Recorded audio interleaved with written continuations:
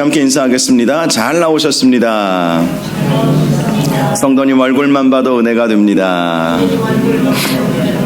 사랑하고 축복합니다. 사랑하고 축복합니다. 이사야의 예언 57번째 시간입니다. 이사야서 57장 말씀 함께 나누도록 하겠습니다. 오늘 말씀은 하나님께서 유다 백성들을 향하여 회개를 촉구하고 계시는 말씀입니다. 회개라고 하는 이 말의 어원은요, 방향을 바꾸다라는 의미를 가지고 있습니다. 가던 길을 바꾸어야 회개라는 것이죠. 가던 길 그대로 가면서 뉘우치는 것은 회개일 수 없다는 것입니다.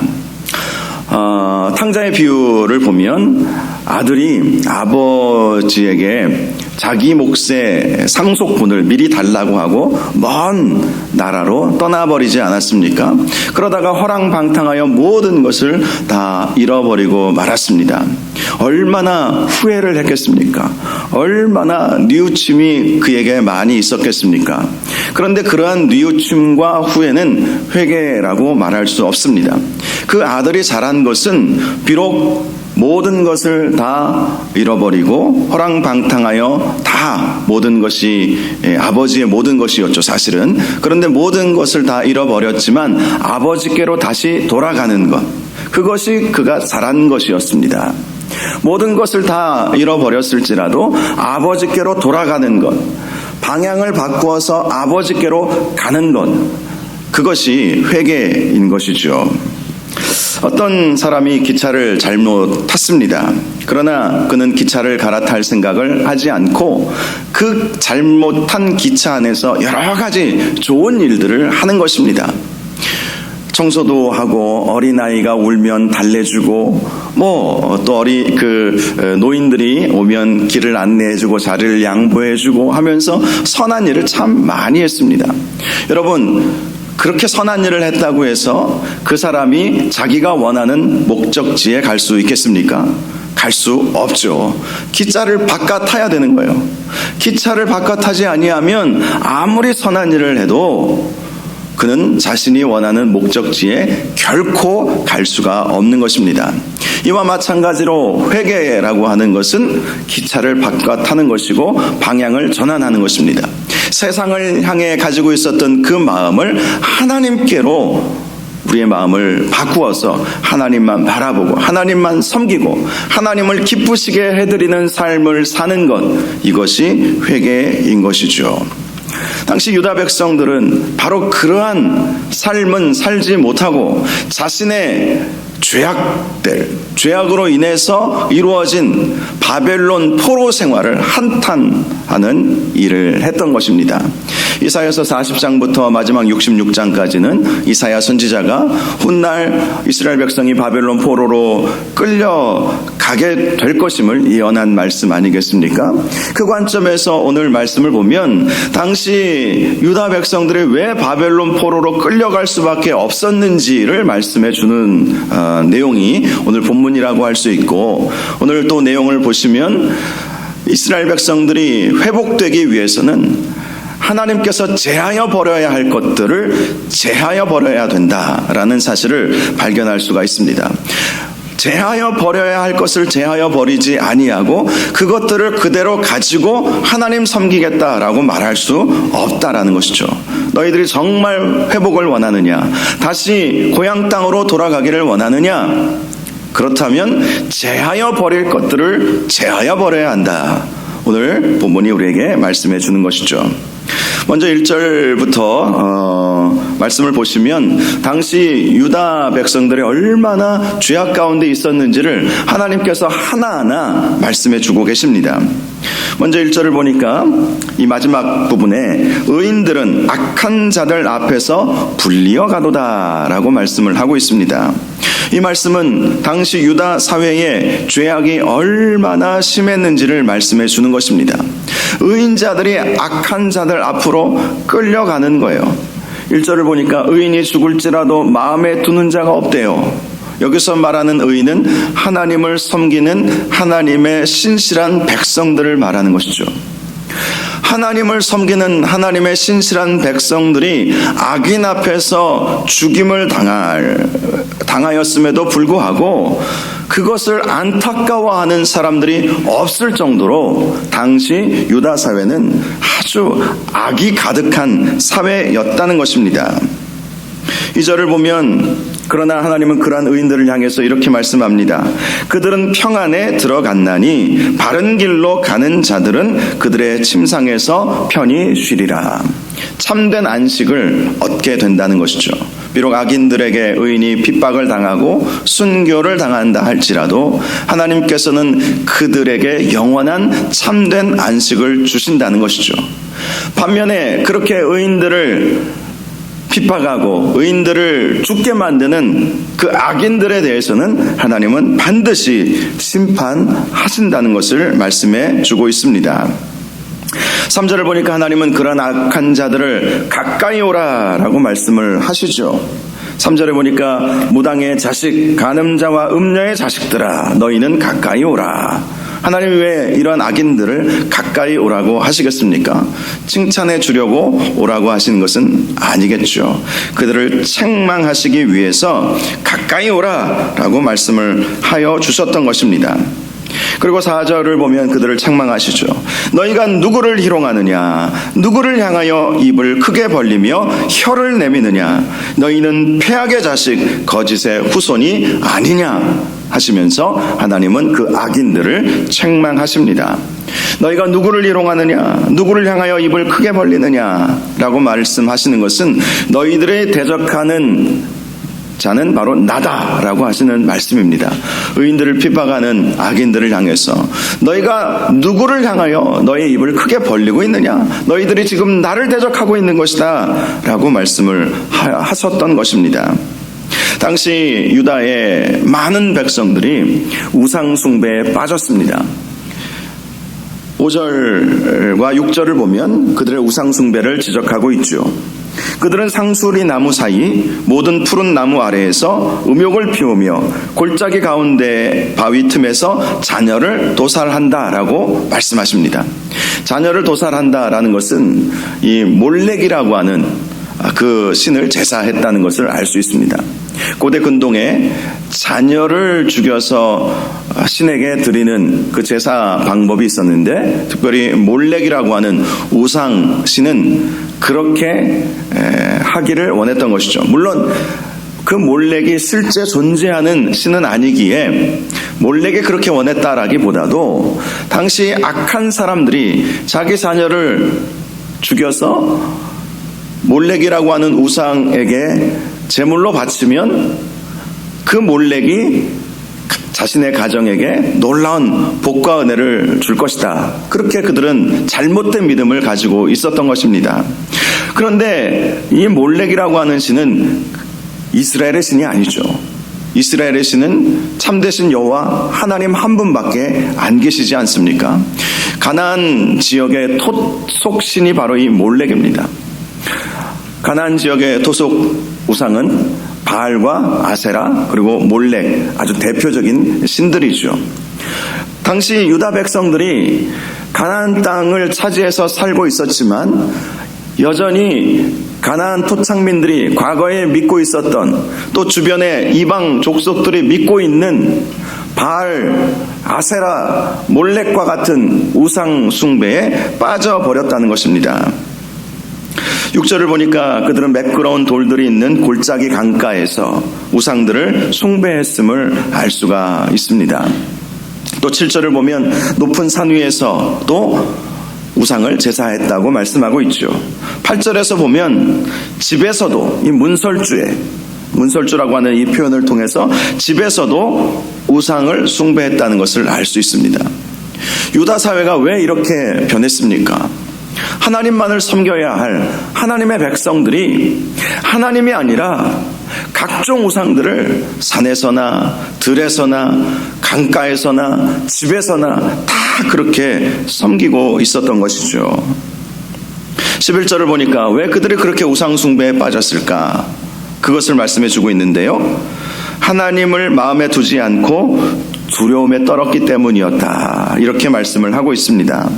두려움 때문에 당시 유다 사회가 격변의 시대를 겪었던 것은 분명합니다. 아수르가 무너지고 바벨론이 등장합니다. 정말 바벨론은 제국을 이룰 수 있을 것이라고는 전혀 생각조차 하지 못했던 나라였습니다.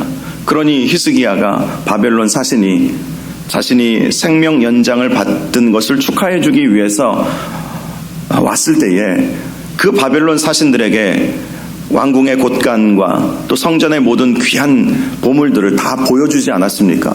전혀 의식을 안 했던 거예요. 그만큼 바벨론은 작은 나라였습니다. 그런데 그 바벨론이 아수르를 무너뜨리고 세계 근동의 패권을 장악했죠. 그리고 당시 굳건한 강대국이 애굽 아니었겠습니까? 애굽과 바벨론이 싸워서 바벨론이 이기는 거예요. 당시 이스라엘이나 또 남유다나 애굽과 동맹을 맺어서 애굽의 보호 아래 있었습니다. 그런데 그렇게 믿었던 애굽이 바벨론에 의해서 처참히 무너지니까 두려움이 올 수밖에 없었던 것이죠. 그런데 그들은 그러한 두려움이 왔을 때 하나님을 마음에 두지 않았다는 거예요. 하나님만이 모든 두려움을 해결해 주실 수 있는 분이시고 하나님만이 모든 위기를 감당케 하시고 이기게 하여 주시는 분이심에도 불구하고 당시 유다 백성들은 하나님을 찾지 않고 우상을 찾고 우상을 섬겼다는 것입니다. 그들의 두려움의 문제를 해결하기 위해서 몰록에게 자식을 바치고 산에서나 들에서나 강에서나 집에서나 우상 앞에서 절하면서 우리를 지켜주십시오, 우리를 보호하여 주십시오, 그렇게 했다는 것이죠. 그런데 13절 하반절을 보면 하나님이 말씀하시죠. 나를 의뢰하는 자는 땅을 차지하겠고 나의 거룩한 산을 기업으로 얻으리라. 결국 이 말씀은 하나님을 의지하지 않고 우상을 섬기는 자들은 결코 하나님의 은혜를 얻을 수 없다, 하나님의 도우심을 얻을 수 없다는 것을 말씀하는 것입니다. 하나님은 누구를 도우십니까? 하나님만을 바라보고 하나님만을 의지하는 자들을 도우십니다. 하나님께 나아가 하나님 앞에 간절히 기도하고 하나님의 말씀에 순종하는 자들을 우리 하나님은 도와주시는 것이죠. 14절을 보면 그가 말하기를, 여기서 말하는 그는 하나님을 말씀하는 것입니다. 도두고 도두어 길을 수축하여 내 백성의 길에서 거치는 것을 제하여 버리라 하리라. 여기서 그는 우리 하나님이십니다. 하나님께서 도두고 도두어 길을 수축하신다, 이 말씀을 하여 주시는 것입니다. 그래서 하나님의 자녀가 걸어가야 할 길에서 거치는 것을 제하여 버리시는 분이 하나님이시다라고 말씀을 하여 주시는 것이죠. 사랑하는 여러분, 아무리 인생을 살아가면서 힘들고 어려운 일을 만난다 할지라도 두려워하지 마시고 하나님을 의지하시기를 바랍니다. 두려워하면 지는 거예요. 물론 우리가 결코 두렵지 않을 수 없겠지만 두려울 때마다 하나님을 찾으시고 하나님께 기도하셔서 평강의 마음을 얻으시기를 바랍니다.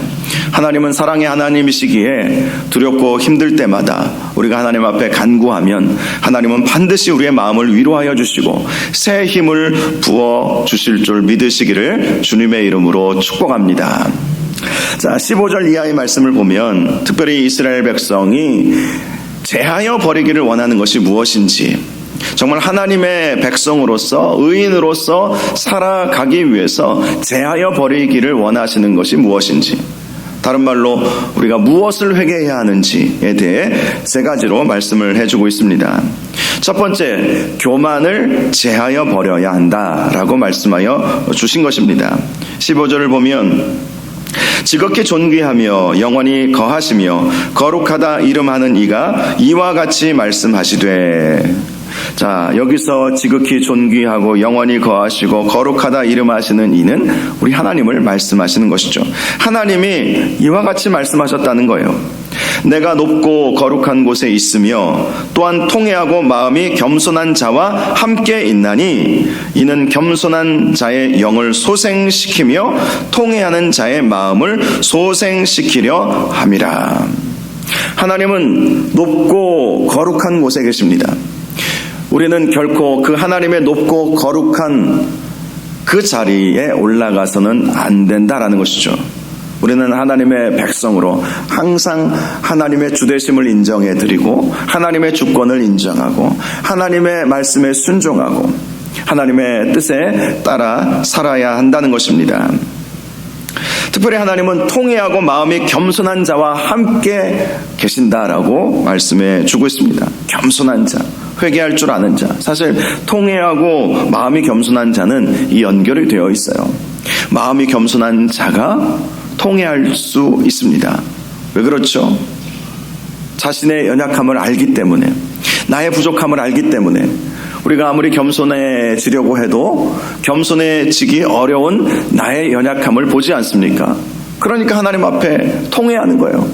주여, 겸손해지기를 원하는데, 교만은 패망의 선봉이라고 했는데 주여, 때마다 일마다 왜 이렇게 나는 교만합니까? 주여, 용서하여 주옵소서. 겸손한 자가 결국은 회개할 수 있어요. 겸손한 자만이 회개할 수 있는 것입니다. 감리교의 창시자가 존 웨슬리로 알려져 있죠. 존 웨슬리 목사님이. 그런데 감리교는 존 웨슬리 목사님 혼자서 이 감리교를 세운 것이 아닙니다. 조지 휘필드라고 하는 목사님과 함께 이 두 분이 감리교 교단을 만들게 되었던 것이죠. 이 두 분의 목사님은 목회의 방법이 같았고요, 구령의 열정도 같았습니다. 둘 다 아주 유명한 목사님이세요. 일반 성도들은 존 웨슬리 목사님을 훨씬 더 잘 알고 계시겠지만 신학자들이나 또 목회자들은 조지 휘필드가 끼쳤던 그 영향에 대해서도 우리는 잘 알고 또 많이 배웠습니다. 아주 유명한 목사님이 조지 휘필드 목사님인데요. 이 두 분은 목회의 방법이나 구령의 열정, 영혼을 사랑하고 복음을 증거하는 그 일에 똑같은 열정을 가졌습니다. 그런데 두 분에게 신학적인 차이가 있었어요. 신학의 차이가 이 두 목사님에게 있었던 것이죠.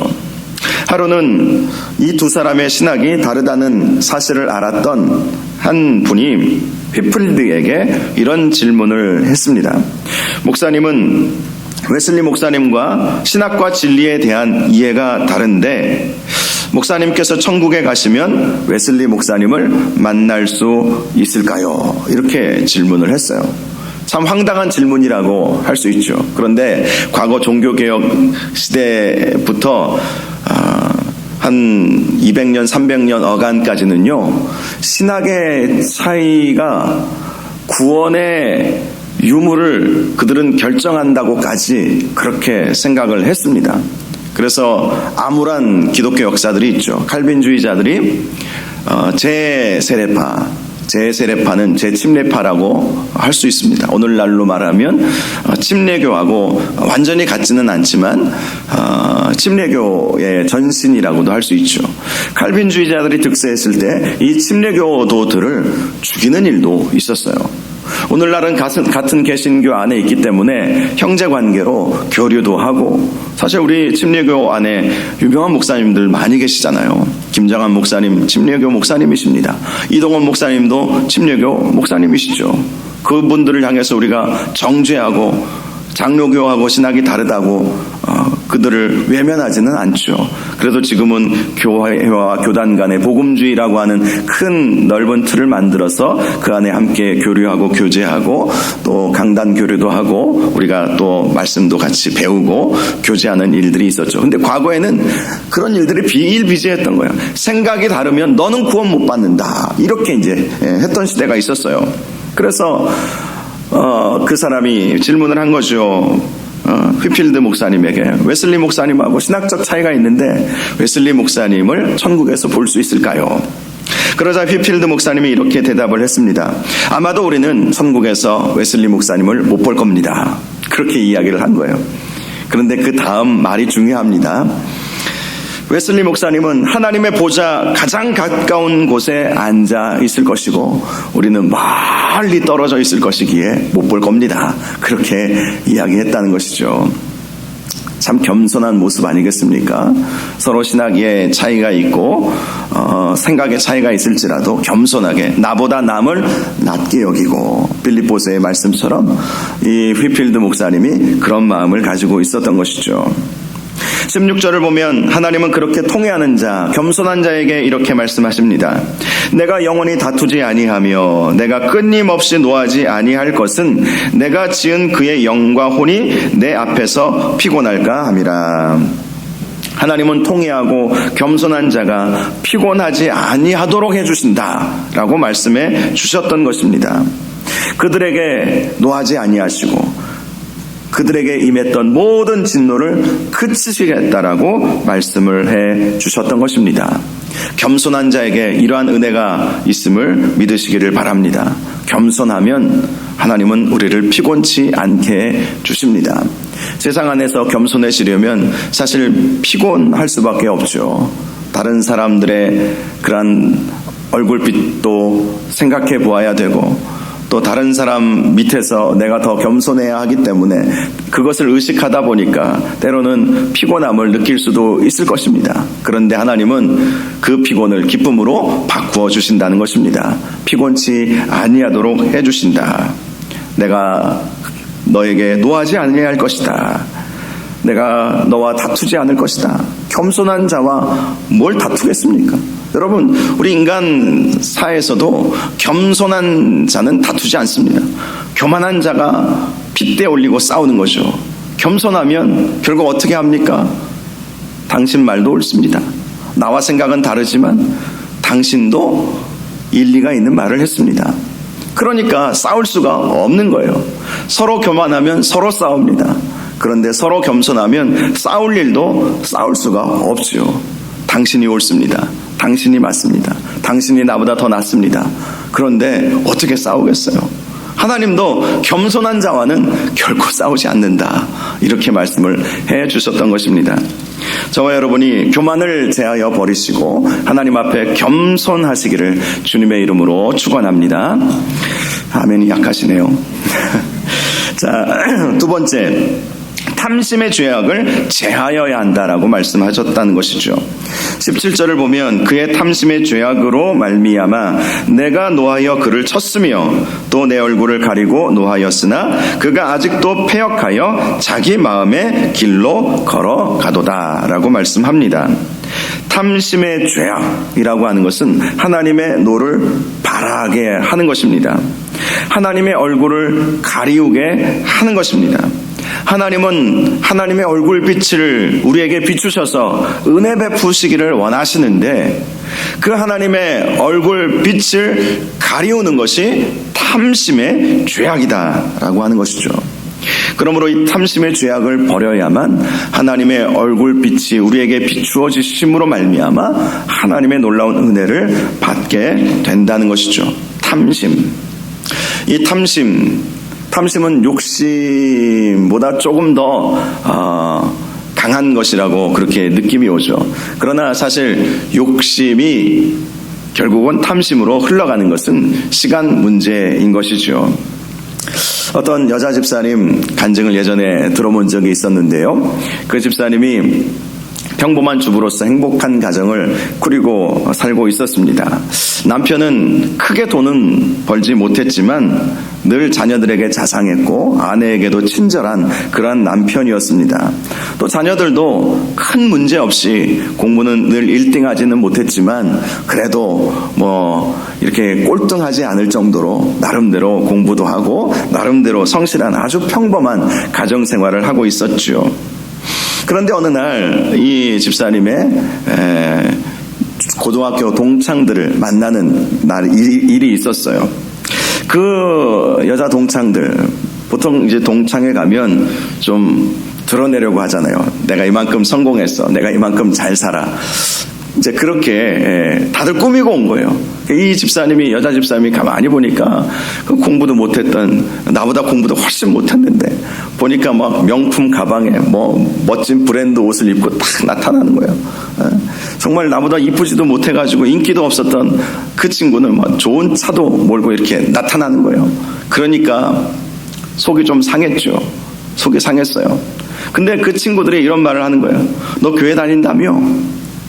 교회 다니는데 왜 그렇게 살아? 더 열받게 만드는 것이죠. 그래서 이 집사님이 이제 동창회 끝나고 집에 가서 하나님 앞에 기도를 했습니다. 하나님, 정말 살아계신 거 맞습니까? 내가 하나님 안 섬긴 게 뭐가 있습니까? 헌금을 안 했습니까? 봉사를 안 했습니까? 근데 내 친구들은 왜 저렇게 잘 살고 나는 왜 이렇게 지지리도 못 사는 것처럼 왜 그렇게 살아야 합니까? 그렇게 이제 하나님 앞에 하소연하면서 불평을 늘어 놓았던 것이죠. 근데 그럴 때 하나님께서 이런 마음을 주셨어요. 네가 정말 나를 사랑하느냐? 네가 정말 나를 사랑하느냐? 내가 너를 얼마나 사랑하는 줄 아느냐? 그런 마음을 하나님께서 이 집사님에게 주셨던 거예요.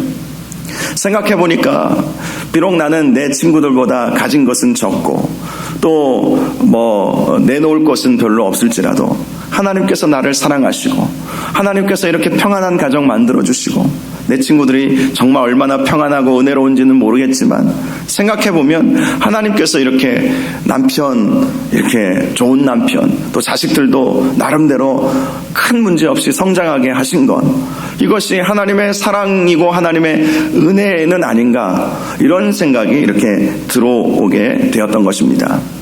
그러면서 하나님이 또 다시 주신 말씀은 네가 부러워하는 그것은 너의 탐욕이다. 이 말씀을 또 해주셨던 거예요. 탐욕이다. 그 말씀을 들은 이후에 이 집사님이 그 자리에서 철저하게 처절하게 하나님 앞에 회개하는 시간을 갖게 되었다고 합니다. 그 이후부터는 아무리 동창회를 가서 친구들이 멋지게 하고 나타나도 그렇게 부럽지 않더래요. 오히려 불쌍하게 느껴지더래요. 나는 영혼의 구원을 받았는데 저 친구들은 구원도 못 받고, 그래서 저 친구들이 나에게 예수 믿고 네가 좋아진 것이 무엇이냐라고 물어보았을 때 나는 예수 믿고 하나님의 평강을 누리고 하나님의 은혜를 누리고 나는 너희들보다 잘 살지는 못해도 나는 구원받은 하나님의 백성이 되었고 하나님께서 내 마음에 평강을 주시니 그거야말로 놀라운 은혜요 축복 아니겠느냐, 이렇게 담대하게 말할 수 있게 되었다고 합니다. 탐욕이라고 하는 이 문제는 항상 우리가 경계해야 되고 늘 탐욕이라는 그 마음의 문제와 우리는 싸워야 할 때가 많이 있습니다.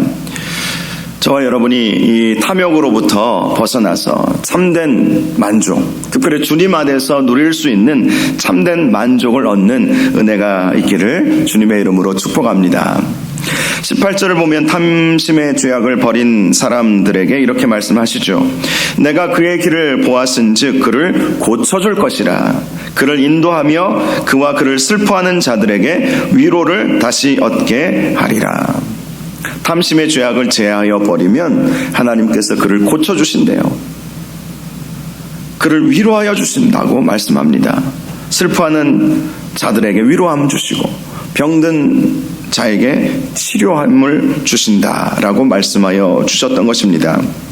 저와 여러분이 탐심의 죄악을 버리셔서 이런 하나님의 치유하심과 하나님의 위로하심을 얻을 수 있기를 바랍니다. 세 번째로 악함을 제하여 버리라 라고 말씀을 하셨어요. 19절을 보니까 먼데 있는 자에게든지 가까운 데 있는 자에게든지 평강이 있을지어다 내가 그를 고치리라 라고 말씀을 하여 주셨습니다. 자, 그러나 20절을 보면 그러나 악인은 평온함을 얻지 못하고 그 물이 진흙과 더러운 것을 늘 솟구쳐내는 요동하는 바다와 같으니라 라고 말씀을 하여 주셨습니다. 악인은 평온함을 얻지 못한다는 것이죠. 그래서 악을 제하여 버리라 라고 말씀을 하신다는 것입니다. 21절에 하나님은 말씀에서 악인에게는 평강이 없다 이렇게 말씀하여 주셨습니다. 여러분, 평강의 은혜를 얻기 위해서는 하나님 앞에 의인 되어야 함을 기억하시기 바랍니다. 하나님 앞에 의인 된다라고 하는 것은 하나님을 믿는 하나님의 백성이 되어야 하는 것이죠. 그래서 우리는 하나님을 잘 섬기는 하나님의 자녀가 되어야 할 것입니다. 우리가 비록 연약하여 죄짓고 넘어질지라도 그 모든 죄악들을 다 제하여 버리고 이것은 회개를 의미하는 것이죠. 회개하고 하나님께서 기뻐하시는 삶을 살아야 하는 것이죠. 악은 그 모양이라도 버리라. 모양이라도 버리라 라고 말씀을 하여 주셨습니다. 악이 무엇입니까? 하나님께서 싫어하시는 것이 다 악인 것입니다. 그 악은 모양이라도 버려야 하는 것입니다. 생각으로도 악한 생각을 품지 말아야 하는 것이죠. 제가 늘 하는 말씀, 우리가 악한 자와 싸워서 이기려면 더 악해져야 한다. 악한 원수와 싸워서 이기려면 내가 그 원수보다 더 악해져야 이길 수 있지 않겠습니까? 근데 왜 그 길로 선택하려 하는지 알면서도 우리가 그 길로 나아갈 때가 있어요. 그런데 그렇게 해서는 안 되는 것이죠. 레오나르도 다빈치라고 하는 아주 유명한 화가가 있었죠. 최후의 만찬, 그가 그린 걸작품입니다. 그가 이 최후의 만찬을 그리는 도중에 자신의 미술가인 동료와 심한 말다툼을 하게 되었다고 합니다. 그래서 어떻게 하면 복수할까 생각을 하다가 최후의 만찬에 가룟 유다가 있잖아요. 그 가룟 유다의 얼굴을 이 친구 얼굴로 그려야 되겠다 생각을 한 거예요. 그래서 이 친구의 얼굴을 그대로 가룟 유다의 얼굴에 넣고 그대로 그린 거예요. 그리고 이제 예수님의 얼굴을 그려야 되잖아요. 그런데 예수님의 평온하고 또 인자하고 모든 것을 품는 그 예수님의 얼굴을 도무지 그릴 수가 없더래요. 가룟 유다를 보니까 내 친구 얼굴이 그대로 있는데 이게 마음이 불편해진 거예요. 그래서 너무 마음이 어려워서 친구에게 찾아가서 내가 너를 미워하는 그 마음 때문에 가룟 유다의 얼굴을 너를 그렸다. 내 그 악한 마음을 용서해 주겠니? 그 친구가 어떻게 했겠습니까? 네가 감히 가룟 유다 얼굴을 나를 그렸단 말이야 하고 화를 냈겠습니까? 그 친구도 용서를 구했죠. 내가 너를 존중하지 못하고 나도 너에게 화를 내서 미안하다 하면서 그렇게 서로 화해하는 일이 있었다고 합니다.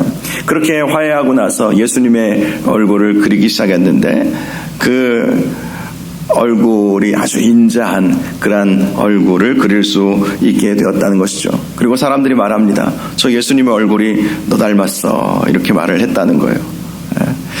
정말 우리가 죄악을 버리고 악은 모양이라도 버려버리면 우리의 얼굴에서 예수님의 얼굴이 나오는 거예요. 은혜 받으면 다른 사람을 볼 때 하나님처럼 보이기도 합니다. 야곱이 에서를 만났을 때 하나님을 보는 것 같다 이렇게 말했잖아요. 하나님을 보는 것 같다. 그 전날 밤 야곱이 얼마나 하나님과 씨름을 했습니까? 형이 쫓아온다는 것을 알고 하나님 앞에 사생결단하면서 기도하지 않았습니까? 그러고 나서 형의 얼굴을 보니까 형의 얼굴이 하나님을 보는 것처럼 그렇게 보였던 거예요. 은혜 받은 사람들은 보는 눈이 달라지는 것이죠. 다른 사람을 볼 때 악한 얼굴로 보이는 것이 아니라 선한 사람의 모습으로 예수님의 얼굴로 보여지고 또 하나님의 얼굴을 보게 되는 것이죠. 여러분, 우리는 악을 제하여 버려야 합니다. 그 악을 버릴 때 우리는 예수 그리스도의 마음으로 이 세상을 살아갈 수가 있게 될 것입니다. 오늘 본문은 우리에게 버려야 할 것이 무엇인지를 분명히 말씀해 주고 있습니다. 하나님은 우리가 정말 하나님의 뜻대로 살아가기를 원하십니다. 하나님만을 바라보며 살아가기를 원하십니다. 교만을 버리고 탐심을 버리고 악을 버리기를 원하십니다. 하나님께서 원하시는 그러한 모든 하나님께서 원하시지 않는 것을 다 버리고 하나님께서 원하시는 삶을 살아가셔서 하나님의 크신 은혜를 경험하는 저와 여러분들 되시기를 주님의 이름으로 축원합니다. 기도하겠습니다. 거룩하시고 존귀하신 아버지 하나님, 하나님께서 이스라엘 백성들의 회복을 위해서 주신 말씀, 제하여 버려야 할 것을 제하여 버리라 라고 말씀하여 주셨습니다. 탐심을 버리고 또 그들의 모든 교만을 버리고 죄악을 다 버리라고 말씀하여 주셨습니다. 그럴 때 진정한 회복이 오게 될 것임을 말씀하여 주셨습니다. 이 말씀 저희에게 주신 말씀인 줄로 믿고 우리도 우리의 마음 가운데 있는 모든 교만의 죄악을 다 버리게 하여 주시옵시고 탐심도 버리게 하시고 모든 죄악들도 다 버리게 하여 주셔서 하나님께서 기뻐하시는 하나님의 자녀로서 의인으로서 하나님께서 평강 주시고 은혜 주시고 위로함 주시는 그러한 은혜를 누리며 살아갈 수 있도록 인도하여 주옵소서. 예수님의 이름으로 기도하옵나이다. 아멘.